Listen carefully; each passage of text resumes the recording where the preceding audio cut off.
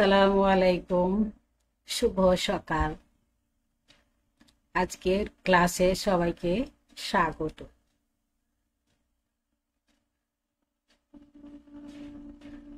সুপ্রিয় শিক্ষার্থীরা, আজ আমি চাঁপাইনবাবগঞ্জ অনলাইন স্কুলের পক্ষে লাইভ ক্লাসে সবাইকে স্বাগত জানাচ্ছি। সপ্তম শ্রেণীর শিক্ষার্থীরা, তোমরা যারা সপ্তম শ্রেণীতে পড়ো, বই খাতা কলম নিয়ে লাইভ ক্লাসের সামনে হাজির হয়ে লাইভ ক্লাসটি দেখো এবং তোমাদের সহপাঠী যারা আছে তাদেরকে দেখার সুযোগ করতে। উপস্থাপনায় আছি আমি মোসাম্মদ সেলিনা খাতুন, সহকারী শিক্ষক, নূরকাজি হালিমিয়া মহিলা মাদ্রাসা, ফটিকছড়ি, চট্টগ্রাম। সপ্তম শ্রেণী বিজ্ঞান, অধ্যায় চতুর্থদশ জলবায়ু পরিবর্তন, পাঠ 9 ও 10। সুপ্রিয় শিক্ষার্থীরা, এসো আমরা একটি ভিডিও দেখি।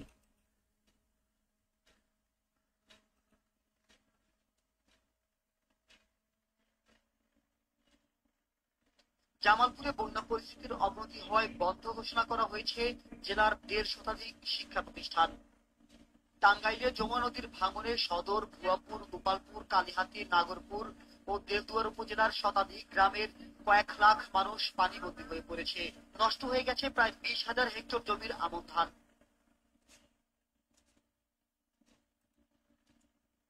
সুপ্রিয় শিক্ষার্থীরা, ভিডিওটিতে আমরা কি দেখলাম? বন্যা সৃষ্টি হওয়ার কারণ কি? বন্যা সৃষ্টি হওয়ার কারণ বরফ গলা, হিমালয় পর্বত থেকে কি হচ্ছে, তাপমাত্রা বৃদ্ধির কারণে বরফ গলে যাচ্ছে, ফলে নিম্ন অঞ্চল প্লাবিত হচ্ছে এবং বন্যা সৃষ্টি হচ্ছে। তাহলে আমাদের আজকের পাঠ জলবায়ুর পরিবর্তন। এই পাঠে তোমরা যা যা শিখবে তা হলো বাংলাদেশের জলবায়ু সম্পর্কে বলতে পারবে, বৈশ্বিক উষ্ণায়নের কারণ ব্যাখ্যা করতে পারবে, বৈশ্বিক উষ্ণায়নের ফলে সৃষ্ট প্রতিক্রিয়া বর্ণনা করতে পারবে। সুপ্রিয় শিক্ষার্থীরা, এগুলো কোন সময়ের চিত্র বলতো? এগুলো হলো গ্রীষ্মকালের চিত্র। তারপরে দেখো তো এগুলো কিসের ছবি, কোন সময়ের ছবি? বর্ষাকালের ছবি। তারপরে চিত্রে কি দেখতে পাচ্ছ? এখানে মানুষ কি করছে? আগুন জ্বালিয়ে আগুন পোহাচ্ছে। এখানে কি করছে? শীতের কাপড় পরে আছে। তাহলে এটা হচ্ছে কি শীতকাল। তারপরে দেখো এখানে কি এটা বলতো? এখানে শিমল ফুল, তারপরে কদম ফুল। এটা কোন সময়ের চিত্র বলতো? বসন্তকালের। এরকম দৃশ্য পরিবর্তন কোথায় থেকে কোথায় দেখতে পাওয়া যায়? এই রকম দৃশ্য পরিবর্তন বাংলাদেশে দেখতে পাবে।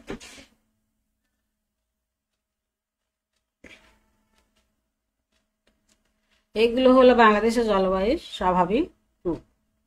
বাংলাদেশে যে 6টি ঋতু আছে সেই স্বাভাবিক ঋতু রূপ আমরা দেখলাম। এগুলো হলো কি বাংলাদেশের জলবায়ুর স্বাভাবিক রূপ। সুপ্রিয় শিক্ষার্থীরা, এখানে তোমরা লক্ষ্য করো যে কার্বন ও অক্সিজেন চক্রাকারে ফিরে আসে বলে বায়ুমণ্ডলে কার্বন ডাই অক্সাইড গ্যাসের ভারসাম্য বজায় থাকে। এখানে দেখো যে গাছ অর্থাৎ উদ্ভিদ কার্বন ডাই অক্সাইড ত্যাগ করে আর অক্সিজেন ছাড়ে, আর মানুষ বা জীব কি করে? কার্বন ডাই অক্সাইড ত্যাগ করে অক্সিজেন গ্রহণ করে। এইভাবে কি হচ্ছে? আমাদের পরিবেশের ভারসাম্য অর্থাৎ বায়ুমণ্ডলের ভারসাম্য রক্ষা হচ্ছে। এখানে দেখো তোমরা চিত্রে দেখতে পাচ্ছ যে এই চিত্রে দেখা যাচ্ছে যে কি, যেখানে শহর অঞ্চল অর্থাৎ এখানে কার্বন ডাই অক্সাইড বেশি, তারপরে দেখো যে ধোঁয়া, ধোঁয়াতেও কি আছে, কার্বন ডাই অক্সাইড আছে। আর এখানে উদ্ভিদ, উদ্ভিদ থেকে কি করছে, অক্সিজেন ত্যাগ করছে, কার্বন ডাই অক্সাইড গ্রহণ করছে। তারপরে এখানে দেখো যে পাখি কার্বন ডাই অক্সাইড কি করছে, গ্রহণ করছে, পাখি কার্বন ডাই অক্সাইড ত্যাগ করছে এবং অক্সিজেন গ্রহণ করছে। এইভাবে কি হচ্ছে, বায়ুমণ্ডলে কার্বন ডাই অক্সাইডের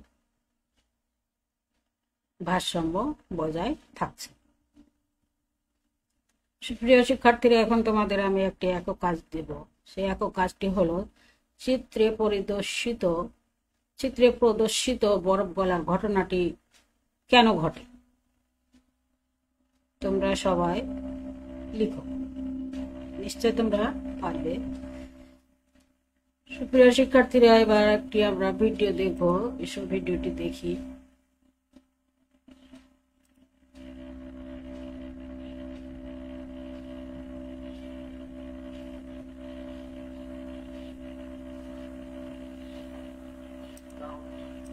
কলকারখানা, শিল্প, বিভিন্ন রাসায়নিক জ্বালানি, পেট্রোলিয়াম,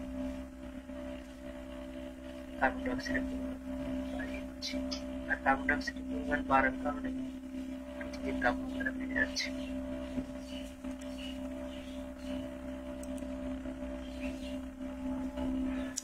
ভিডিওটিতে তোমরা কি দেখতে পেলে?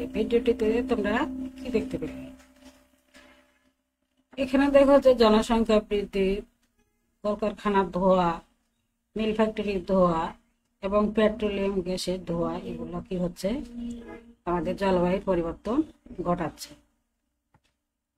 এসব ঘটনার কারণে বায়ুতে কিসের পরিমাণ বেড়ে যাচ্ছে?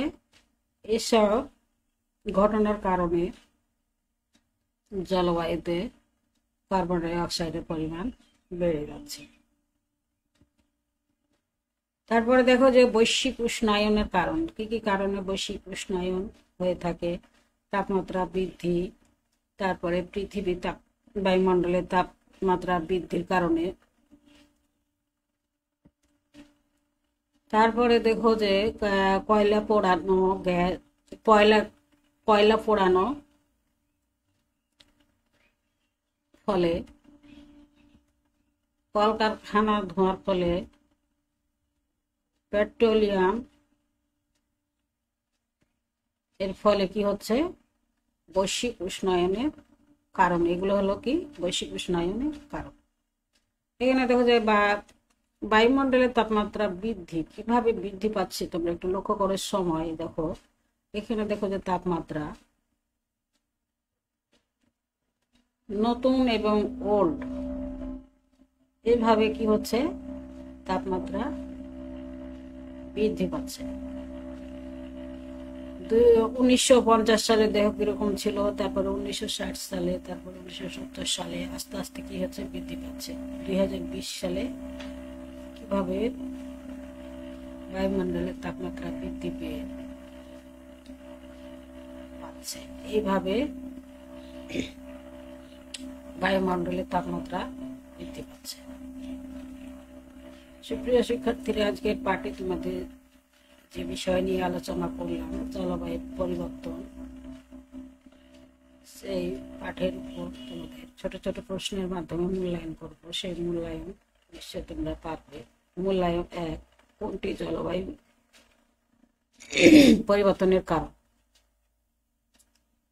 ক, পানি বৃদ্ধি, খ, তাপমাত্রা বৃদ্ধি, গ, মাটি দূষণ, ঘ, বায়ু দূষণ। কোনটা হবে বলতো শিক্ষার্থীরা? উত্তর হবে তাপমাত্রা বৃদ্ধি। তারপরে দেখো যে 2 নম্বর প্রশ্ন, জলবায়ু পরিবর্তন হচ্ছে কেন? 1, বায়ুমণ্ডলের তাপমাত্রা বৃদ্ধির কারণে, 2, বায়ুমণ্ডলে কার্বন ডাই অক্সাইড বৃদ্ধির কারণে, 3, বায়ুমণ্ডল অক্সিজেন বৃদ্ধির কারণে। নিচের কোনটি সঠিক? ক 1, খ 1 ও 2, ক 1, খ 1, 2, 3, ক 1, খ 3, গ 1 ও 2, ঘ 1 ও 3। কোনটা হবে বলতো শিক্ষার্থীরা? উত্তরে আমরা দেখি কোনটা হবে। উত্তর হবে 1 ও 2, গ নাম। তারপরে মূল্যায়ন দেখো যে জলবায়ু পরিবর্তন কি,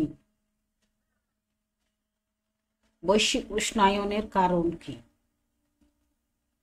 বায়ুমণ্ডলের তাপমাত্রা বৃদ্ধির কারণ কি কি,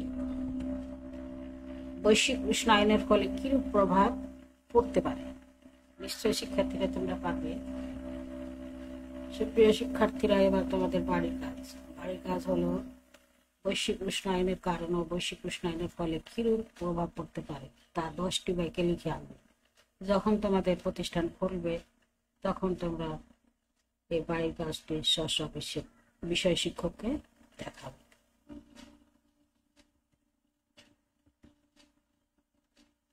সুপ্রিয় শিক্ষার্থীরা, এই পাঠে আমরা কিছু গুরুত্বপূর্ণ শব্দ সমূহ শিখলাম। তা হলো জলবায়ু পরিবর্তন, বৈশ্বিক উষ্ণায়ন, কার্বন ডাই অক্সাইড, বায়ুমণ্ডল, অক্সিজেন।